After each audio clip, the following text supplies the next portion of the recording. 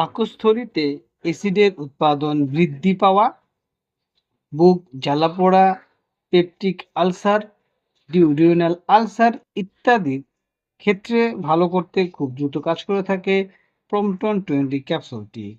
আসসালামু আলাইকুম, Shams medicine tips আপনাদের সবাইকে স্বাগতম। আমি আবারও চলে আসলাম আপনাদের মাঝে নতুন একটি টপিকস নিয়ে।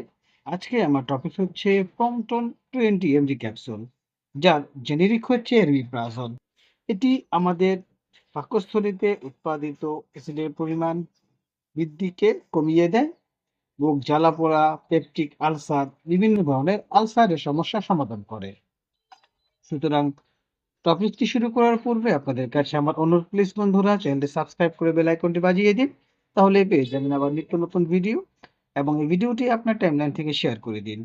এর ফলে হয়তো বা আপনি উপকৃত হতে পারেন, অথবা আপনার প্রিয় মানুষজন যারা উপরে উল্লেখিত সমস্যায় ভুগছে তাদের উপকারে আসতে পারে। যারা অলরেডি আমার চ্যানেলটি দেশ এবং প্রবাস থেকে সাবস্ক্রাইব করেছেন তাদেরকে অসংখ্য ধন্যবাদ। আবারও বলছি বন্ধুরা, চ্যানেলটি সাবস্ক্রাইব করে বেল আইকনটি বাজিয়ে দিন এবং ভিডিওটি আপনার টাইমলাইন থেকে শেয়ার করে দিন। চলুন বন্ধুরা, আমরা চলে যাই আমাদের মেন টপিকসে। ক্যাপসুল প্রমটন 20 হলো এমন একটি ওষুধ যার সক্রিয় উপাদান হিসেবে রয়েছে রিপ্রাজল। প্রোটন পাম্প ইনহিবিটর পিপিআই নামক ওষুধের একটি গ্রুপের অন্তর্গত। এই ওষুধগুলি পাকস্থলীতে উৎপাদিত অ্যাসিডের পরিমাণ কমাতে কাজ করে। এই ক্রিয়াটির কারণে প্রমটন 20 সাধারণত বিভিন্ন অ্যাসিড সম্পর্কিত পাকস্থলী এবং হজমজনিত ব্যাধি চিকিৎসার জন্য ব্যবহার করা হয়।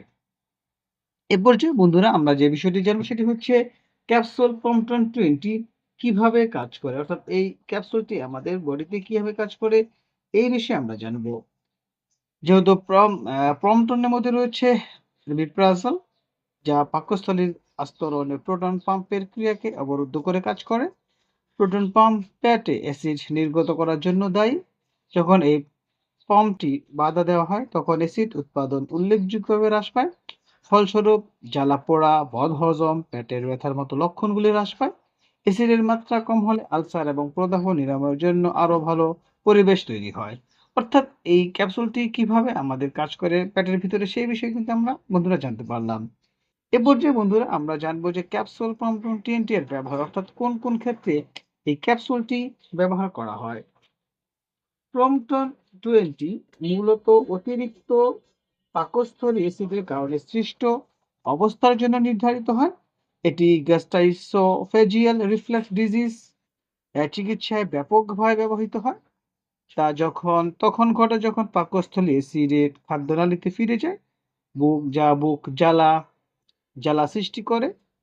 এটি পাকস্থলীর আলসার, ডিউডেনাল আলসার সহ পেপটিক আলসার চিকিৎসায় সর্বাধিক কার্যকরী মেডিসিন। হেলিকোব্যাক্টর পাইলোরি সংক্রমণ দূর করার জন্য কখনো কখনো অ্যান্টিবায়োটিকের সাথে সংমিশ্রণ থেরাপির অংশ হিসেবে রেমিপ্রাজল দেওয়া হয়, যা আলসারের একটি প্রধান কারণ। অ্যাসিড হ্রাস করে, ওষুধটি পাকস্থলীর আস্তরণে নিরাময় সহায়তা করে এবং আরো ক্ষতি প্রতিরোধ করতে সহায়তা করে থাকে বন্ধুরা। এ পর্যায়ে বন্ধুরা আমরা যে বিষয়টি জানবো সেটি হচ্ছে গিয়ে ডোজ বা সেবনবিধি, অর্থাৎ আমরা এই ক্যাপসুলটি কিভাবে খাবো সেই বিষয়ে আমরা বিস্তারিত জানবো।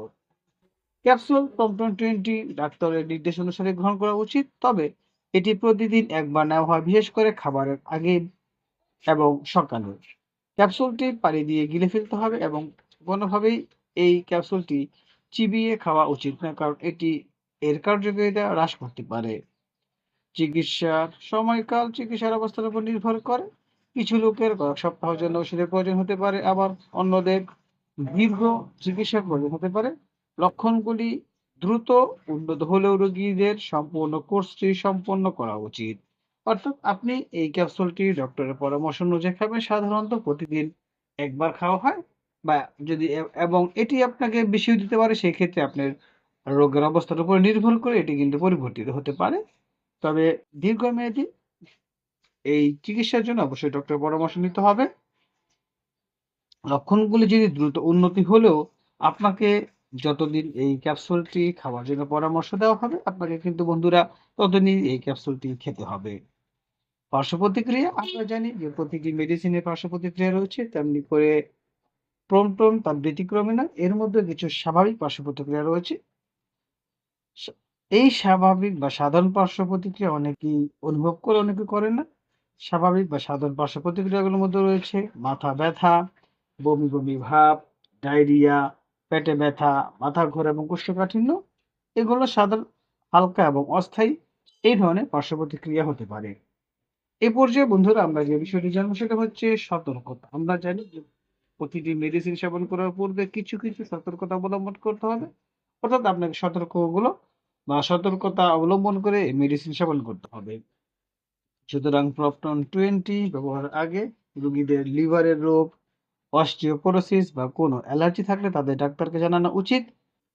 গর্ভবতী এবং বুকে দুধ খাওয়ানো মহিলাদের শুধুমাত্র চিকিৎসার পরামর্শ নিয়ে এই ওষুধটি সেবন করা উচিত। চিকিৎসা তত্ত্বাবধান ছাড়া দীর্ঘ সময় ধরে রিপ্রাজল গ্রহণ না করা গুরুত্বপূর্ণ, কারণ ঔষধ ক্যান্সারের মতো গুরুতর পেটের সমস্যা লুকিয়ে রাখতে পারে। দীর্ঘমেয়াদী ব্যবহারকারীদের জন্য নিয়মিত চেক আপ করার পরামর্শ দেওয়া হয়। অর্থাৎ আপনি এই যে ক্যাপসুলটি সেবন করবেন এই সেবন করার পূর্বে আপনি যদি লিভারের সমস্যা থাকে বা অস্টিওপোরোসিস সমস্যা থাকে, অ্যালার্জি থাকে, সেই ক্ষেত্রে অবশ্যই আপনার ডাক্তারকে অবহিত করুন। এবং যারা গর্ভবতী রয়েছেন এবং বুকে দুধ খাওয়াচ্ছেন তারা অবশ্যই এই ক্যাপসুলটি সেবন করার পূর্বে একজন ডক্টরের সাথে পরামর্শ করে সেবন করতে হবে এবং কোনোভাবে এটি দীর্ঘমেয়াদী খাওয়া যাবে না। কারণ দীর্ঘমেয়াদী ওষুধের সমস্যা হতে পারে এবং ডক্টর আপনাকে যে যতদিন খাবার পরামর্শ দেবে আপনাকে ঠিক ততদিনই এই ক্যাপসুলটি সেবন করতে হবে বন্ধুরা। সুতরাং বন্ধুরা আমরা বলতে পারি ক্যাপসুল প্রম্পটন 20 বা এরবিপ্রাজল অতিরিক্ত পেট অ্যাসিড নিয়ন্ত্রণ, হজমের ব্যাধির চিকিৎসার জন্য একটি কার্যকর ওষুধ। সঠিকভাবে ব্যবহার করলে এটি বুক জ্বালা, আলসার, অ্যাসিড রিফ্লাক্স থেকে মুক্তি দেয়। তবে নিরাপত্তা এবং সর্বাধিক সুবিধা নিশ্চিত করার জন্য এটি সর্বদা চিকিৎসকের নির্দেশে গ্রহণ করা উচিত।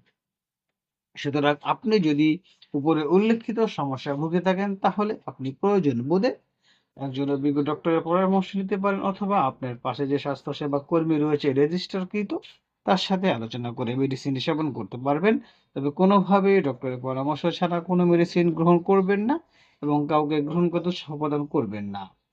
আমাদের এই চ্যানেলের মাধ্যমে শুধুমাত্র আমরা আপনাদেরকে আপনি কোন রোগের জন্য কোন মেডিসিনটি সেবন করবে সেই সম্পর্কে বলা হয়। সুতরাং যে কোনো মেডিসিন সেবন করার পূর্বে অভিজ্ঞ ডক্টরের পরামর্শ নিন। ভিডিওটি যদি ভালো লাগে এবং উপকারী মনে হয় তাহলে বন্ধুদের সাথে শেয়ার করে দিন। আবারও বলছি বন্ধুরা, চ্যানেলটি সাবস্ক্রাইব করে বেল আইকনটি বাজিয়ে দিন, তাহলে পেয়ে যাবেন আমার নিত্য নতুন ভিডিও এবং এই ভিডিওটি আপনি টাইমলাইন থেকে শেয়ার করে দিন। এর ফলে হয়তো আপনার উপকৃত হতে পারেন অথবা আপনার প্রিয় মানুষজন যারা উপরে উল্লেখিত সমস্যায় ভুগছে তাদের উপকারে আসতে পারে। আজ এ পর্যন্তই। আগামীকালকে আবার কথা হবে নতুন কোনো টপিকসে। সেই পর্যন্ত সবাই সুস্থ থাকুন, ভালো থাকুন। শামস মেডিসিন চ্যানেলটির সাথেই থাকুন। লাইক, কমেন্ট, শেয়ার করে আমাদেরকে পরবর্তী ভিডিও বানাতে উৎসাহ প্রদান করুন। কারণ আপনাদের উৎসাহে আমাদেরকে সামনের দিকে এগিয়ে নিয়ে যেতে সাহায্য করে।